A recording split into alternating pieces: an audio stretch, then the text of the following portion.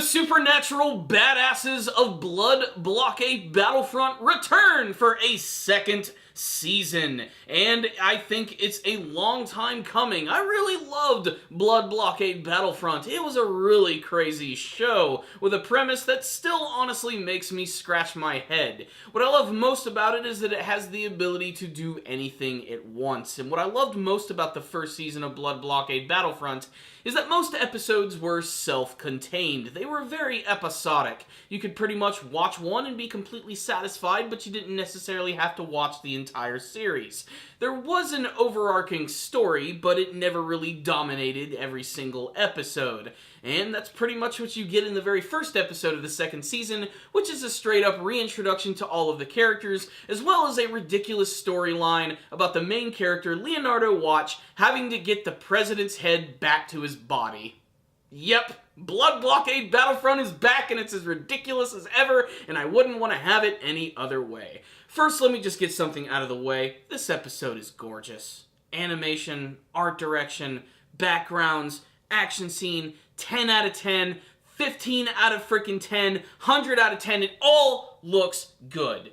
This is a great production, and easily has got some of the best visuals that I have seen in years. It's the type of episode I can't wait to rewatch so I can pick apart every little moment. All the little details, the Easter eggs, some of which are very blatant. Remember, this is from the creator of Trigun, so the Trigun cat makes his appearance pretty early on. But right after that, the entire episode is just a visual feast for the eyes. The main story is a continuation of the last season with Leonardo, who still continues to live in Hell Salem's Lot, which is a massive chunk of city which has basically sort of connected with this other weird supernatural alien world, and all of these people exist here with humans and aliens and demons and monsters and creatures and people with crazy powers. Basically, anything can happen here, and it's rife for really good storytelling. And Leonardo, of course, is on his very own mission, and he's going to be working with the group known as Libra, who are a group of super-powered, awesome dudes who go around solving crimes, who all have unique abilities, personalities, and they're really fun to watch. And they all pretty much get to make a big appearance in this episode, and they all get to do something really cool. If you liked them in the first season, you're gonna love them right here. But really, the story of this episode is all about Leonardo just wanting to have a freaking day off and play on his new video game system. But every single time he sits down to relax, something interrupts him. And of course, it all begins with Zap Renfro.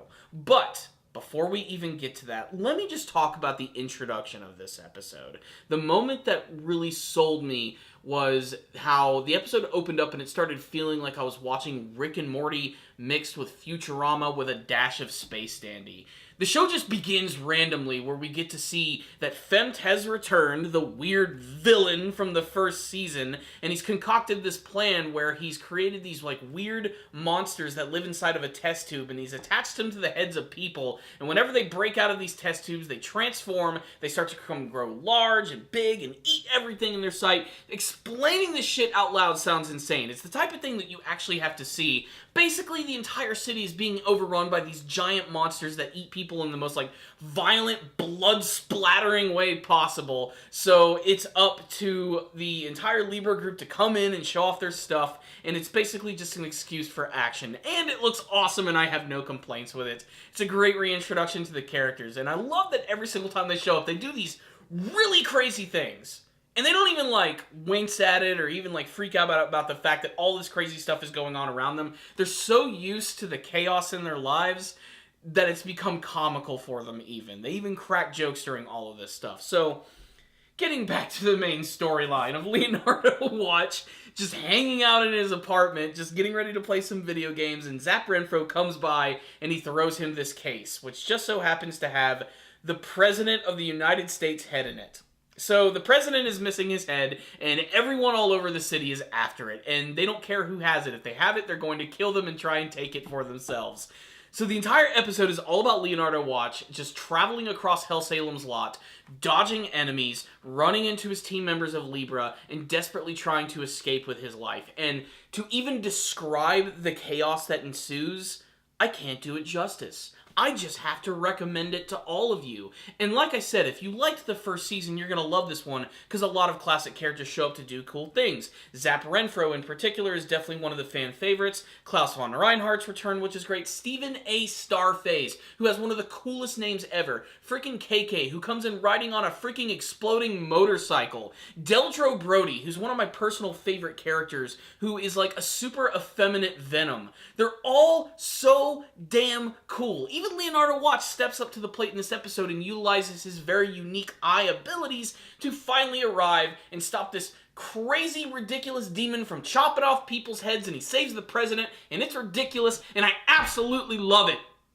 Blockade Battlefront is back, and you definitely need to check it out. What's the rundown on this episode? I have nothing more to say. It's freaking awesome. It's chaotic, ridiculous, and over the top in all of the best ways possible, and it's all in the details. And it's not even just like in the big action moments. It's just how the episode opens up with a big freaking old school rap and hip hop styled soundtrack being accompanied by a freaking alien dancing to it, getting set to a montage of a lot of ridiculous imagery. It's just a feast for the eyes. The creator of this series, man, doing a great job with making it super memorable. It's a show that, honestly, after the end of the first season, I didn't think they'd be able to recover, especially considering that a lot of the material towards the end got a little too long-winded, especially having to wait for like months just to get those final episodes.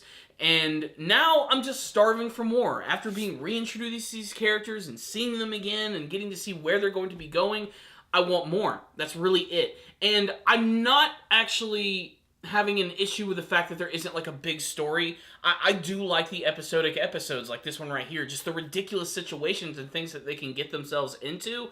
Kind of the feeling that I get from watching, like, say, Space Dandy or some parts of Cowboy Bebop. Just a single episode can stand alone. And that's what I think is one of the greatest strengths of the series. You end up remembering the episodes all the more because of how distinctive they are. They're not just trying to continue a very long-winded story. They're just trying to blow your freaking mind in the span of about, like, 22 minutes. It's all there, black and white, clear as crystal. It's a Blockade Battlefront, and it's awesome, and it totally is worth your time if you're a fan of animation or you like the first season. 5 out of 5 from me. Check it out, guys. Make sure to tell me what you thought about the very first episode of the second season of Blockade Battlefront, which is actually called Blockade Battlefront and Beyond. I guess they just really wanted to add another freaking B to the title. But make sure to tell me what you thought about this episode and what you hope to see from the second one, and what sort of storylines and characters you want to see. Just anything. Comment section. Do it. So subscribe to the channel. That way you'll be able to see all of my latest anime reviews. It is the brand new fall anime season, so there's a ton of shows. So make sure to check out the channel. And of course, if you like the video, give it a thumbs up. I'd appreciate it. I'll see you guys next time. And as always, stay Dandel, baby.